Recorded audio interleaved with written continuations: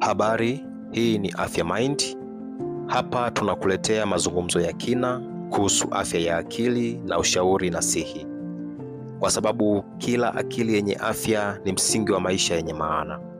Tukiwa tunasherekea siku ya afya ya akili duniani, ni siku muhimu ya kutafakari jinsi tunavyoweza kulinda na kuimarisha afya zetu za akili, sisi binafsi, familia zetu na jamii kwa ujumla. Kila siku tunakutana na changamoto, iwe shinikizo la kazi, masuala ya kifamilia, changamoto za kifedha, changamoto za ndoa au hata mabadiliko katika jamii yetu. Changamoto hizi, ingawa ni sehemu ya maisha, zinaweza kuathiri sana afya ya akili yetu ikiwa hatutazishughulikia kwa uangalifu. Kujali afya ya akili si udhaifu, bali ni hatua ya ujasiri.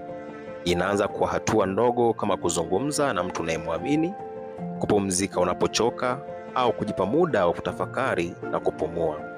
Tukumbuke kuwa kila mmoja wetu ana jukumu la kuunda mazingira salama ya kihisia, kazini, shuleni na nyumbani, ambako watu wanaweza kuzungumza bila woga wala aibu. Leo tuchukue muda kuulizana, unaendeleaje kweli? Na tutoe sikio la kusikiliza kwa huruma.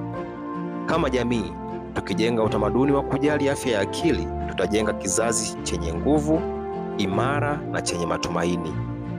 Tujali afya zetu za akili kama tunavyotunza miili yetu. Maisha bora huanza na akili yenye amani. Afya ya akili ni haki ya kila mtu. Asante kwa kunisikiliza. Usisahau kushare sauti hii kwa ndugu, jamaa na rafiki zako wa karibu.